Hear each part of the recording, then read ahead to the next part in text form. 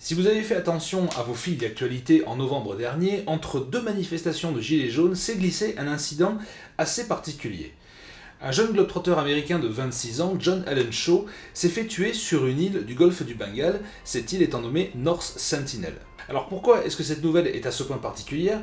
C'est parce que sur l'île de North Sentinel vit une tribu, la tribu la plus isolée du monde mais également la plus hostile, à savoir la tribu des Sentinelles ou des Sentinelese dans la langue de Shakespeare.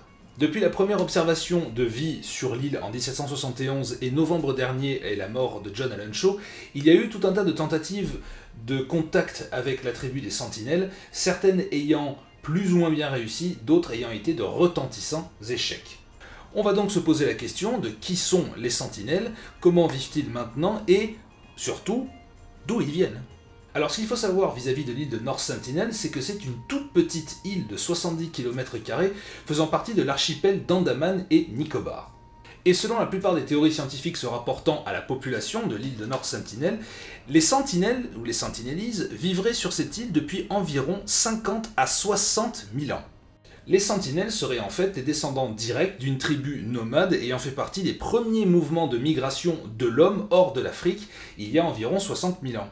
Ce qui veut dire que cette tribu est en fait une descendante directe d'un peuple nomade du Paléolithique. Alors il faut également se méfier quand on utilise un terme tel que le Paléolithique. Le Paléolithique est une ère de l'histoire qui recouvre environ 98% de l'histoire de l'homme sur cette planète. Le Paléolithique archaïque remonte à 3,3 millions d'années et la toute fin du Paléolithique supérieur s'arrête il y a environ 12 000 ans.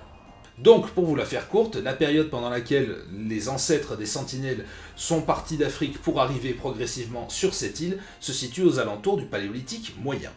Il y a entre 50 et 60 000 ans donc, les lointains ancêtres des Sentinelles s'installent sur ce bout de terrain et n'en bougeront plus jusqu'à être redécouverts par des représentants d'un monde auquel ils ne reconnaissent plus rien. La population Sentinelle a littéralement appuyé sur le bouton pause de l'histoire pendant environ 50 000 ans. Et la première observation de vie sur l'île, on la doit au navire le Diligent qui, en 1771, observe des lueurs sur l'île, des lueurs qui n'ont rien de naturel. Toutefois, le Diligent ne s'arrêtera pas sur l'île de North Sentinel. Il va continuer sa route tranquillement. Il faut attendre un siècle, 1867, pour que un contact non volontaire se fasse avec la tribu de l'île, un contact plutôt musclé. C'est environ une centaine de personnes qui seront quand même secourues de l'île de North Sentinel, mais la nouvelle va remonter, bien évidemment, jusqu'au responsable de la colonie d'Andaman et Nicobar, Maurice Vidal Portman. Maurice Vidal Portman, responsable de la colonie d'Andaman et Nicobar, est connu pour avoir réussi à nouer des liens sociaux avec les tribus indigènes locales, notamment les Andamans eux-mêmes, mais également avec les Hong. Et bien évidemment, l'idée de pouvoir retrouver sur une île une tribu similaire à laquelle il pourrait tendre la main excite beaucoup le personnage, ce qui fait qu'en 1880, une expédition sera montée pour aller rendre visite aux Sentinelles. Pour tenter de dialoguer avec la population de l'île, Maurice Vidal Portman va amener avec lui plusieurs représentants des Andamans.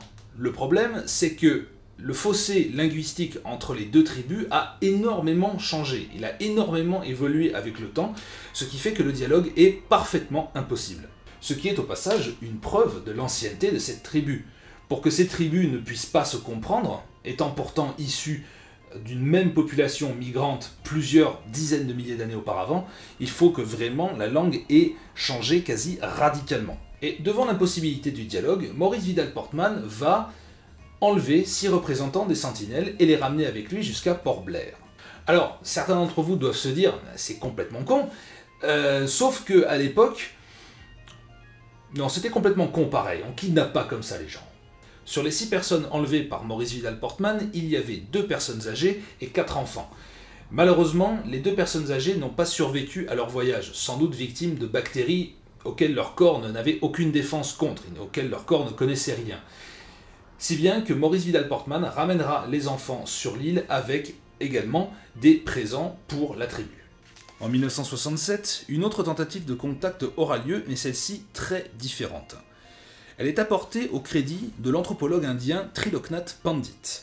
Pendant presque 30 ans, il va progressivement approcher les sentinelles jusqu'à ce qu'en 1991, ces derniers acceptent de se laisser approcher pour même une poignée de main symbolique. Alors dites-vous bien que cette relation qu'avait réussi à mettre en place Triloknath Pandit avec les sentinelles sera la seule relation pacifique que le monde civilisé, nous autres, aura eu avec l'île de North Sentinel. En 1981, le Crimson Rose, un cargo, va s'échouer sur les plages de North Sentinel et sera reçu à coups de flèche et de lance. En 2004, après le tsunami qui a secoué toute la zone pacifique, un hélicoptère sera envoyé aux alentours de North Sentinel pour vérifier que la tribu ait encore des survivants.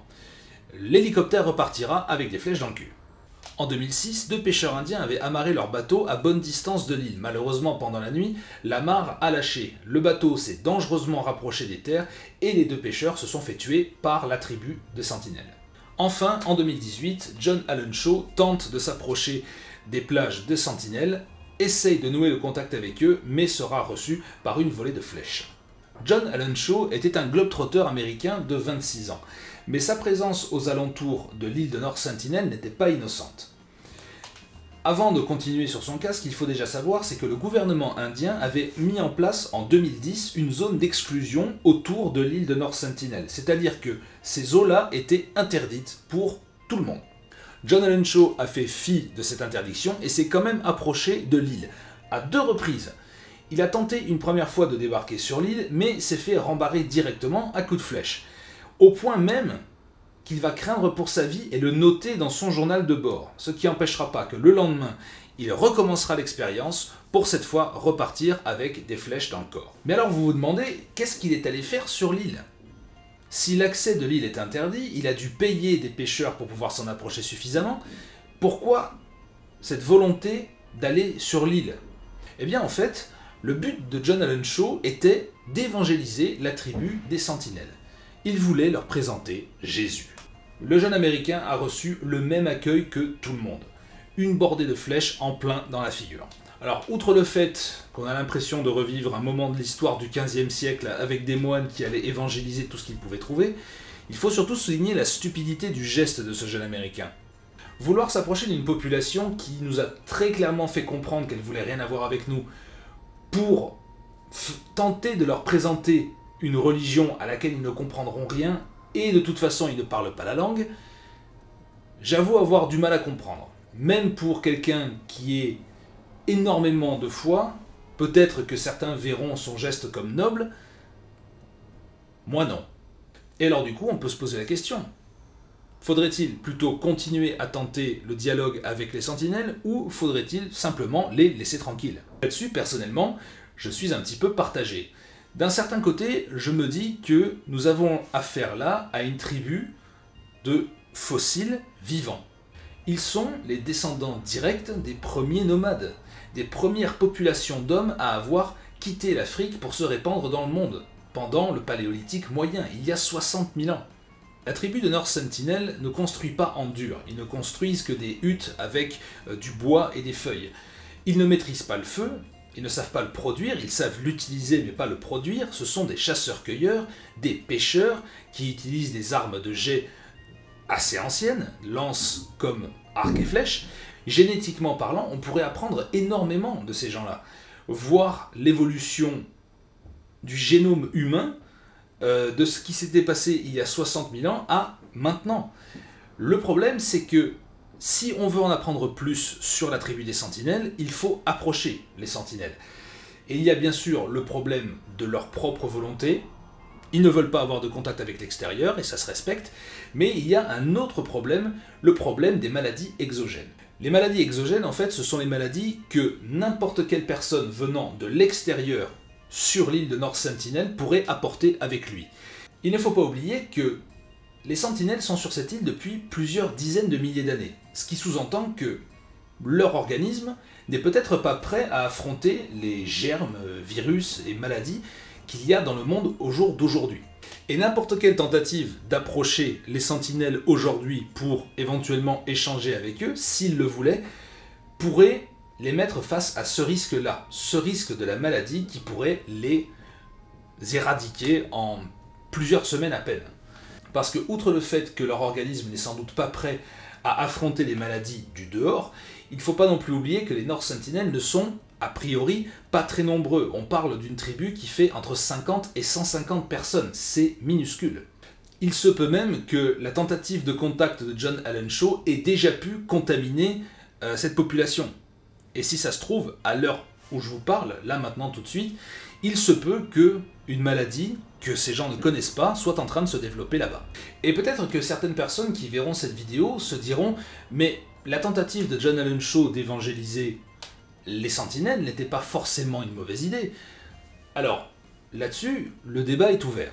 C'est entre les croyants et les non-croyants. Personnellement, je suis non-croyant. Donc, le fait qu'une personne ait suffisamment d'arrogance pour vouloir apporter à un peuple un dogme dont ils n'ont absolument pas besoin, je ne trouve pas que ce soit une bonne idée, surtout au prix de sa vie. Rajoutez à ça que l'invasion au nom de la civilisation, c'est quelque chose qui a déjà été fait.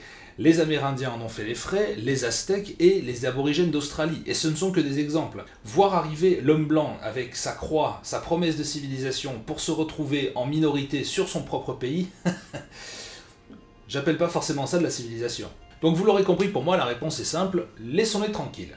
Ils ont gagné ce droit, ils sont sur cette île depuis 60 000 ans sans jamais avoir dérangé personne, et rien que le chiffre est hallucinant, mais c'est également miraculeux qu'une tribu ait pu survivre sur une aussi petite île pendant tout ce temps, en autarcie, sans jamais avoir besoin d'aller voler chez les autres.